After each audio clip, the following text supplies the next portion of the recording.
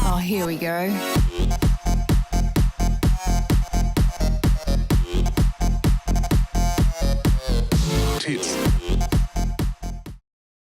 Hey guys! Oh, whoops, I did it again. I've gone and been sexist. You know, it seems like the list of things, acts and male behaviours that are deemed sexist today grows longer and more mental as time goes on. And feminists get louder and basically more brain-dead retarded. In fact, I sat my awesome bare ass down while thinking about the topic of today's video and thought, I wonder just how many stupid so-called sexist things I could list as a segue into today's article. I know.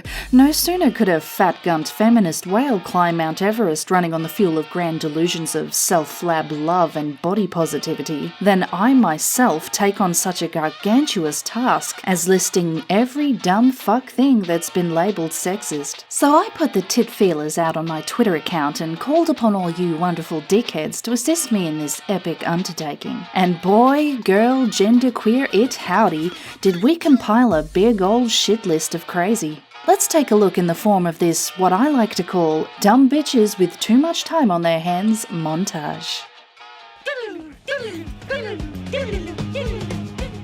Women as a minority in this country, even though we are the majority, we're still the minority because white men are in charge. And It's hard to be a sexist and put the majority down when you're still considered the minority.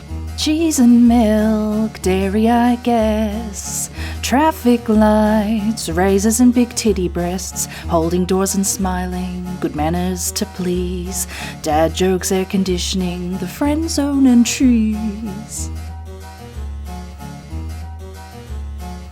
Science and maths, education you see, AI virtual assistants, Alexa, Cortana and Siri, large mobile phones, and ovens among things, glaciers melting, climate change and engagement rings.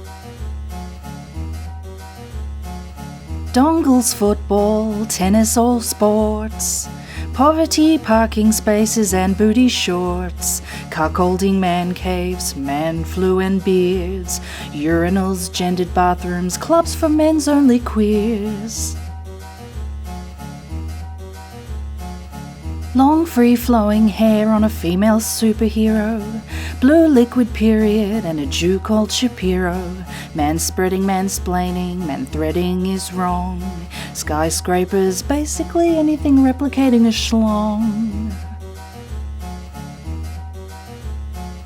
Games, movies, journalism, the internet, illustrations, basically any form of entertainment or communication, telling women it's inappropriate at work to not wear a bra, or not to drink alcohol when pregnant, and water on Mars.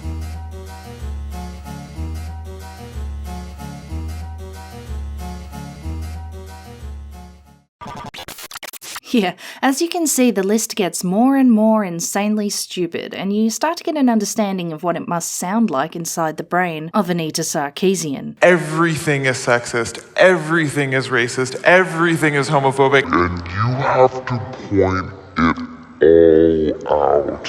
Everything is sexist.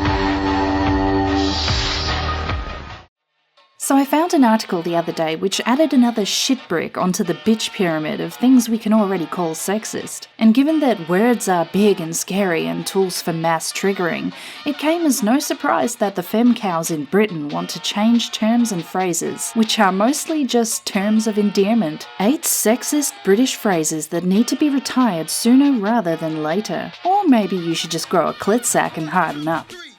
So I've rounded up 7 of the most sexist British phrases I can think of for closer inspection, and while no one has to automatically rid their vocabulary of all the words and terms in this list below, it certainly doesn't hurt to have an awareness of just exactly what coded misogyny is creeping through in your everyday chat. Basically made-up fantasy misogyny implanted into the brains of uptight morons looking for sexism in any and everything they possibly can. There's no misogyny creeping through. You're either intentionally trying to be rude and insult someone, or you're not. Motive is what matters. Grow up. Number 1. Love. So already it's number 1 and it's fucking stupid. Oh no, wait, she gives her super feminist seal of approval to use this word just as long as you're prepared to say it to both women and men alike. If however you use the word love to refer to women and only women with whom you do not have a loving relationship, then it's time for a rethink. Like its close relative darling, the word love implies a level of familiarity, or perhaps just some level of politeness, someone with awkward socialization skills, a more safe and subtle indication of attraction, or shit, just someone trying to make you feel flattered by an indirect compliment, aka implying you're not a fat, ugly moo-moo cow feminist who sprouts warts on her face every time a woman in the world cries sexual harassment because a dude checked her out. We call those #MeToo warts. If you are using these words towards women alone, then you are suggesting a level of familiarity towards women that you aren't suggesting you share with men, which means you aren't giving women the same respect as men. It's that simple and that patronizing. Respect? Bitch, are you crazy? What man is going to call an unfamiliar guy love, with the strict exception of a homosexual gay man? No bloke. None. Otherwise the guy on the receiving end is going to think, love? The fuck? This guy wants to bum me. Truly up the anus style long shaft bum me. Number 2.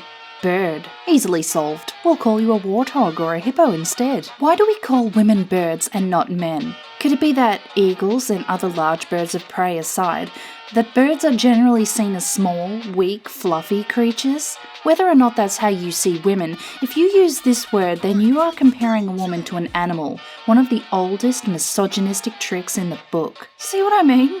Batshit crazy, fucked in the head these feminists are. Oh, whoops, I've referred to you as a bat. Sorry. Number 3. The missus. Not such an obviously sexist term. The issue here isn't usually the phrase itself, but the context it's often used in. Ah yes, context. You know what she means when she refers to context? Because saying you need to ask the missus paints the woman as the ball-busting fun bouncer, the restrictive wife bitch, the nagger with the power withholding shagger.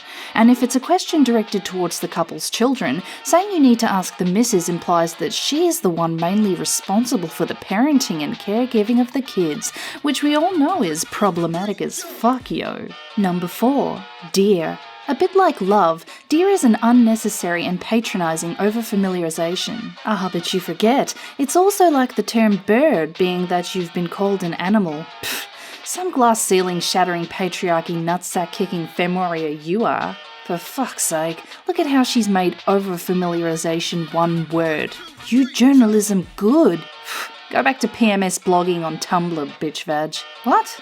Okay, she seems to have had so little words or phrases as content for bitch mode that she's left out an entire number here. I'm just going to insert one here myself then. Number 5. Chump for jaws retarded tits bitch vag. Now that's how you do misogyny. Take notes, Tumblerinas. Number 6. The ball and chain. A close relative of the missus, but even worse because it actually implies that the woman that men have chosen to be with are chains around their ankles. It shouldn't need repeating, but here goes. The idea that men are fun and carefree and women are boring and restrictive is sexism, pure and simple. And this article is a horseshit chain around my metaphorical balls, lady. Plain and simple. Number 7. Lock up your daughters. Ugh, this one actually makes me feel queasy. There's just so much to unpick. This phrase is usually used to mean a man is attractive to members of the opposite sex. Okay, fine, but why are the women in this metaphor seemingly underage? As adult women generally don't tend to have their whereabouts controlled by their parents. And even if they're not underage, then there's still the suggestion that the sexuality of these women needs to be policed by a parent. This is so weird. It's not just sexist, it's also quite obviously creepy, and if you catch anyone saying it, then either call them right out on it or run a mile in the other direction. Jesus, everyone in your mind is either a sexual harasser rapist or a predator pedophile tiger lying in the reeds. I know your writing style is indicative of a 14-year-old girl emo lamenting over social justice, trend of feminism, and how to make Justin Bieber or those shit cunts from One Direction marry you. But do yourself a favour now now and drop this soul-destroying negative perception indoctrinated into your brain of how men typically behave. Not only will it save you from crippling bitterness and years of self-delusion that you are a victim by gender so the world should bend to you, but it will also save the lives of a shit ton of cats from living with a miserable old feminist woman mad at the world because no one chose to love her. Number 8. Debbie Downer. Because as we have learned, women suck the joy out of everything, while men are nothing but sunshine and light at all times. Lady, this whole article evokes the essence of Debbie Downer.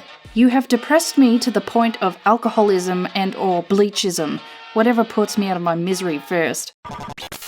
So in a gallant effort as to not kill myself by way of bleach ingestion, I have put together an amusing little collection of well-known and much-loved romantic hit songs, with a slight alteration to better combat the devastating effects of sexist terms of endearment. Enjoy! Can't.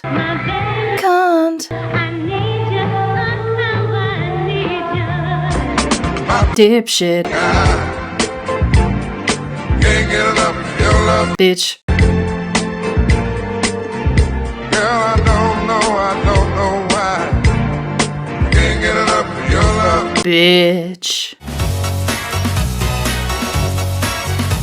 I can't get enough of you. Slut face.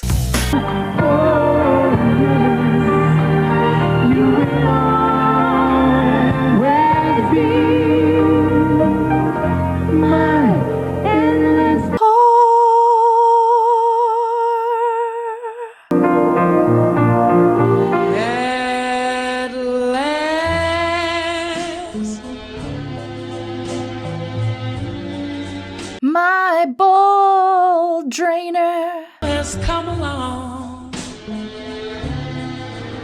Have I told you lately, You're an axe wound. babe? I got you, slave. I got you, slave.